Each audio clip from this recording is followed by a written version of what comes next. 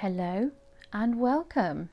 Please take a seat, get cozy and enjoy a cup of tarot with me, Stefanie Valentine. Hello my spooky little pumpkins. Thank you for coming back to join me once more. If this is your first time here, welcome. Thank you for being here. A Cup of Terror is a series of videos where I talk about true crime cases that have a dash of the strange, be that supernatural, to do with the occult, or just something downright odd. Now, as you can see, we are in spooky season. Along with Christmas, this is definitely my favourite time of the year. I've got all my pumpkins out, we've got the candles and my tea. So I thought that I would do some Halloween editions of A Cup of Terror. And all the cases that I'm going to talk about, we're going to do 3 of them. They all happened on Samhain night itself. And today's case, it's known as the trick or treat murder. So let's get into it, shall we? It's the 31st of October, 1957. Halloween night in Sun Valley, California. 35-year-old Peter Fabiano, his wife, 39-year-old Betty, and her daughter from a previous marriage, 15-year-old Judy Solomon, they all headed to bed for the night. Betty's son Richard had also been there, but he had left earlier to return to his Navy base in San Diego. Peter and Betty were getting ready for bed, and it was a little bit after 11. They turned the light off when the doorbell rang. Peter got out of bed and headed downstairs, grabbing some candy, some sweets, thinking it was a late trick-or-treater. "It's a little late for this, isn't it?" he was heard saying as he opened the door. Stood before him was not a child, though. Instead, it was an adult, dressed in blue jeans, a khaki jacket, red gloves with heavy, garish makeup, and they were also wearing a domino mask, a sort of mask that covers just the eyes. "No," the person replied, raising their hands, holding something that was concealed in a brown paper bag. Before Peter could respond, a gunshot rang out. Now, Betty was upstairs throughout this entire interaction, and she heard the gunshot, which she said sounded like a pop, and she heard her husband falling to the ground. She and Judy ran downstairs to the front door, hearing the squeal of tyres as a car sped off. They found Peter lying on his back in a pool of his own blood, just inside the front door. He had been shot, and the bullet had lodged just beneath his heart. Judy ran to get a neighbour, Bud Alper. He was a member of the Los Angeles Police Department. Judy banged on the door until Bud answered. Now, it's late, obviously, so he was sleeping, and it took a while to wake him up. But he soon called for help, and more police officers arrived at the scene within minutes. Peter was taken to Sun Valley Receiving Hospital, but unfortunately he didn't make it. He suffered massive blood loss, and he never regained consciousness, sadly. The only witness to the shooting was a teenager who saw a car speed away, but unfortunately he had no other information for the police. There was no evidence left at the crime scene, so the detectives had some work to do. Initially, they thought it may have been a mob hit. It had all the resemblances of one, so that was their initial line of inquiry.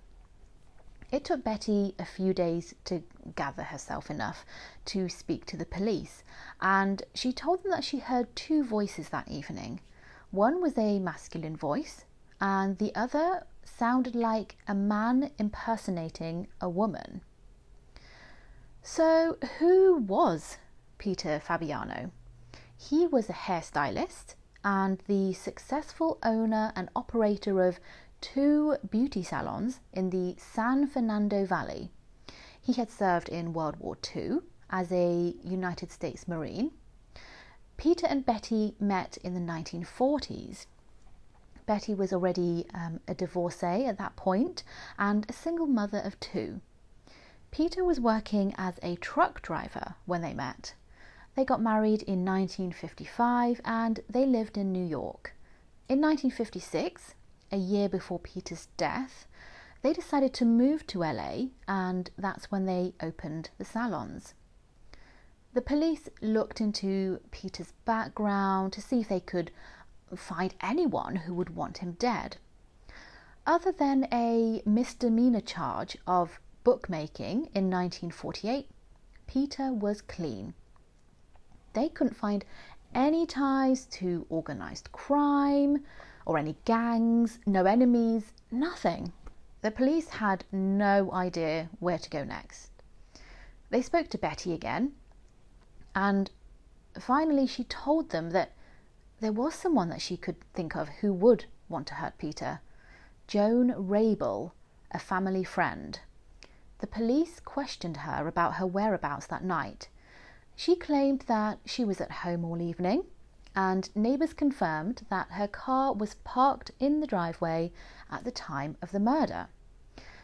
However, one of the neighbours that police questioned, Margaret Barrett, she told them that Joan had borrowed her car that night, and when she got the car back, she noticed that Joan had done about 37 miles in the car. The police interrogated Joan further, but she claimed that she was only out grocery shopping. She insisted that, she was completely innocent. She had nothing to do with Peter's murder. Investigators were suspicious. They thought she was a bit iffy, but they didn't really have any kind of proper evidence, unfortunately. So she was released. So, Joan Rabel. She was born in Philadelphia in 1917. She was 40 years old at the time of Peter's murder. She was a writer and a photographer. In 1957, she came to Peter's salon looking for work after her divorce. Joan and Betty became very good friends, and in fact they became such good friends that when Peter and Betty had marital problems and they ended up temporarily separating, Betty lived with Joan for a little bit, while Peter continued living at their home. There isn't much information about their relationship other than the Los Angeles Times describing the women's relationship as abnormal. Obviously it's not official, but basically they were alluding to the fact that it was a gay relationship. Now, this is the 50s, remember. Homosexuality was still illegal. There was a lot of speculation that the women were in a gay relationship, but none of the newspapers openly talked about it. They preferred to not talk about homosexuality, if at all possible. Now, Peter had become quite jealous of their friendship/relationship. Peter and Betty decided to work things out, give their marriage another go, and Betty was allowed to move back in, but only on one condition. Betty was never allowed to talk about or see Joan ever again. So Joan, she had been interrogated by the police and then released. The police were still at a standstill, but they soon had a stroke of luck when, about a month later, they received an anonymous tip telling them to check out a lockbox, a deposit box in a department store.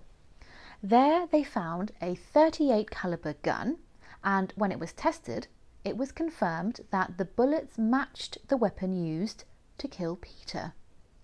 Investigators found that it had been registered to a lab technician at the Los Angeles Children's Hospital, Goldine Pizer.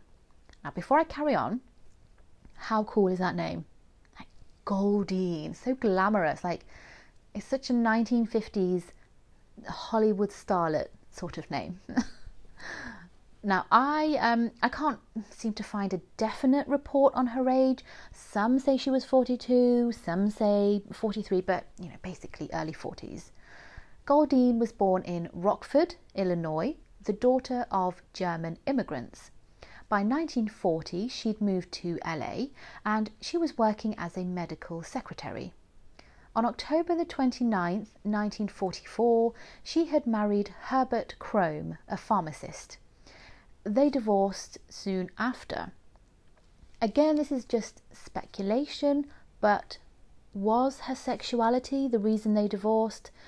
As I mentioned earlier, homosexuality was illegal, so, like many other women and men, she would have had to hide her true self.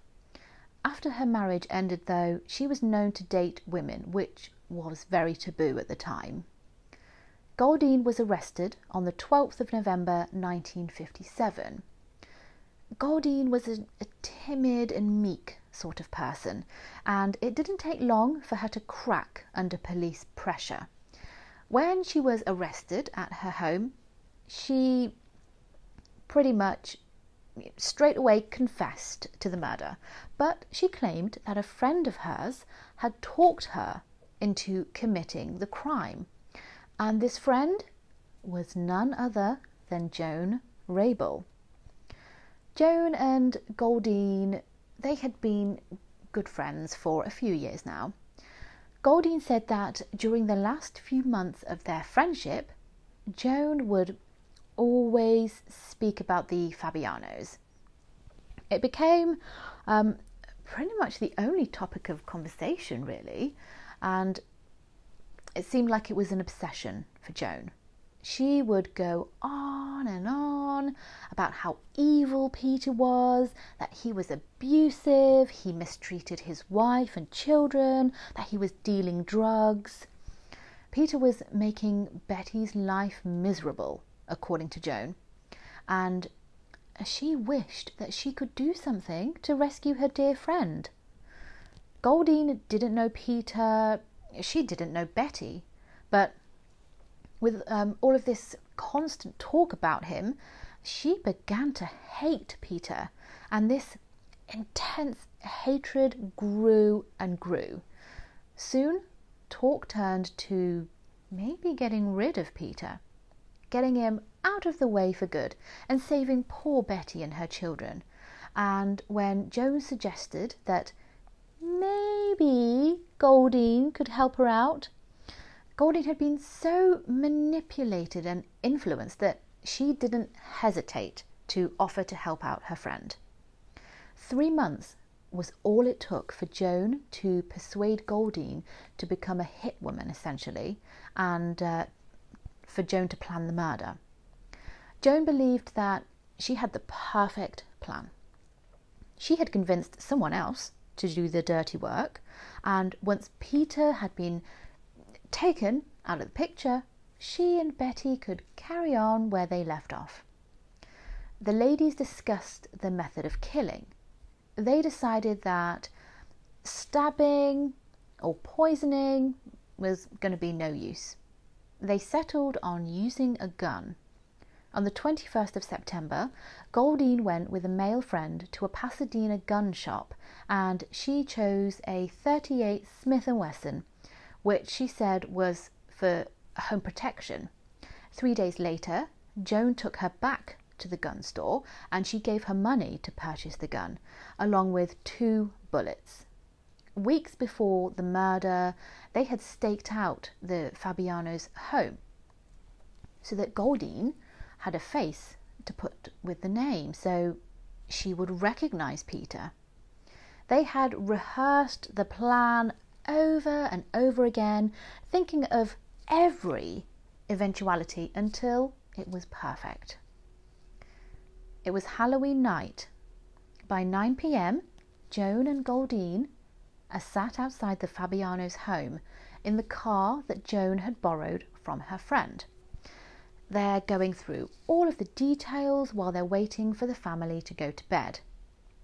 They see the lights go out and the plan is put into motion. Goldine walks up to the house wearing the costume that Joan had selected for her. The blue jeans, the khaki jacket, red gloves, harsh heavy makeup and the mask. She had a gun hidden in a brown paper trick-or-treat bag. She walked to the door and rang the doorbell. Nothing happened. No one answered the door. So she rang again. Suddenly, Peter, this supposed vile, controlling, abusive man, was stood in front of her. With both hands, she raised the gun, which was still in the paper bag, and she pulled the trigger and shot him in the chest. Goldine ran back to the car, and some reports state that Joan kissed Goldine, whispering "thank you," before speeding away from the scene of the crime. They drove back to Joan's neighbourhood so that they could return the car that Joan had borrowed. They left the jacket in the car, but they burned the rest of the costume. They said their goodbyes, and Joan told Goldine, "Forget you ever knew me." The next morning, Goldine realised that she still had the gun, and she wasn't sure how she was going to dispose of it. They hadn't discussed that part of the plan. More like Joan didn't care. She had used Goldine to do the dirty work for her. She just dumped her afterward. She left Goldine to deal with it all. She didn't really care, I think. Goldine decided to get rid of it in a storage locker at a downtown department store.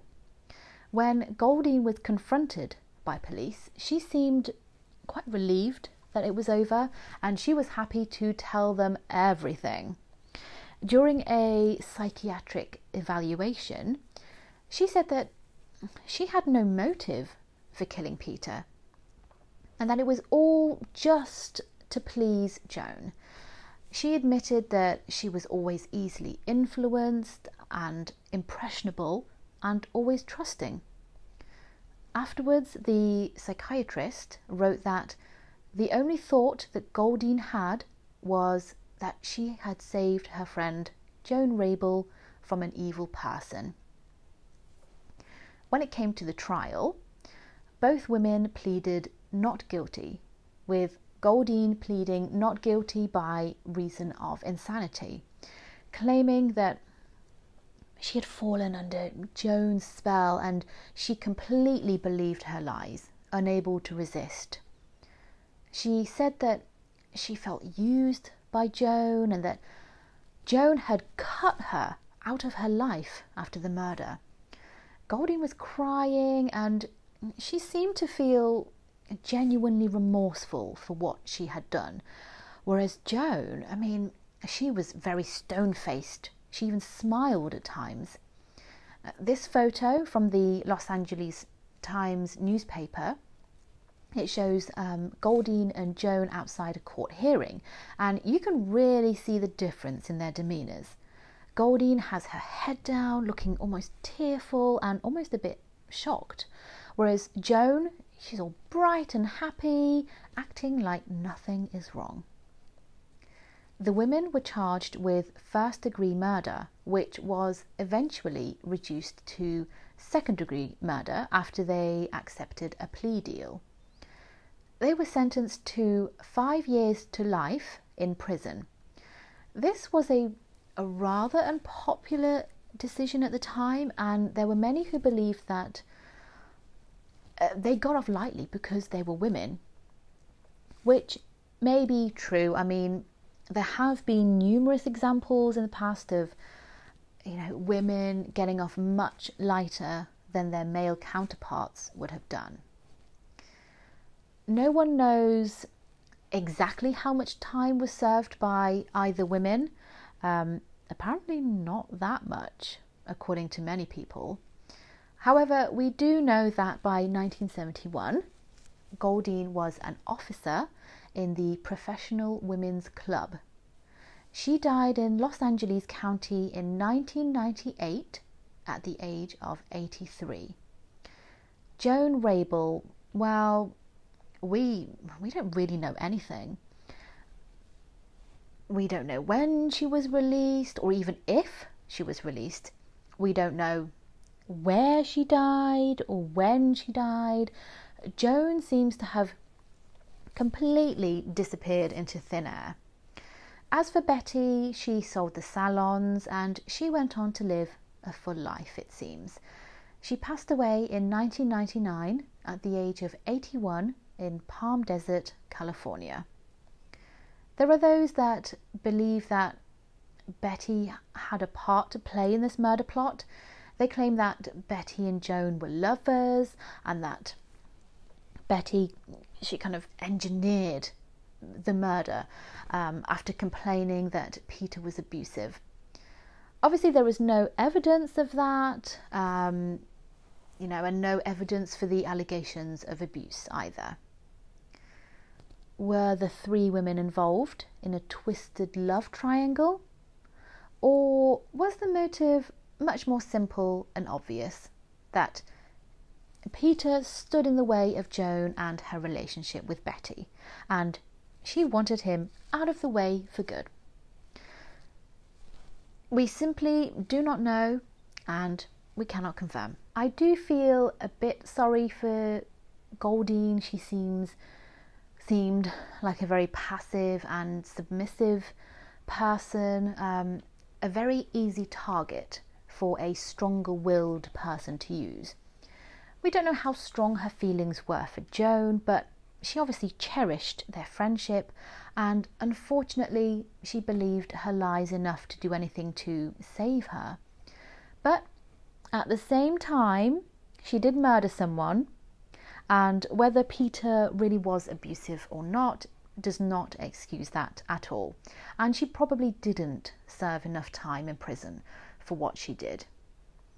And as for Joan, she may not have pulled the trigger, but she was responsible for Peter's death and ruthlessly used and controlled Goldine for her own ends.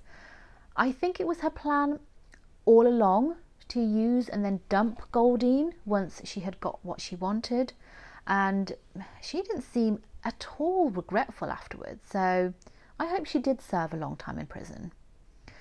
Also, one other thing that I was thinking of, we never seem to find out who sent in that anonymous tip, that led police to the storage locker where they then found the gun. Now, you see, I reckon that going on the basis that only Joan and Goldine were the only ones that knew of this plan, I think that guilt might have got to Goldine and she contacted the police knowing that it would then lead to her and that she could confess to it all. I mean, if I were Goldine and my supposed friend coerced me into killing someone and then just ditched me afterwards, I mean, I'd be pretty pissed. And then I'd maybe try and lead police towards me and then subsequently that person. Maybe? I don't know. Do you have any other theories as to who sent that tip in? Anyway, that is today's video. A tale of friendship, passion, love, obsession and revenge. Thank you for hanging out with me today, and if you enjoyed this Halloween video, please give it a like, subscribe to my channel if you haven't already, and join me next time for another Halloween edition of A Cup of Terror.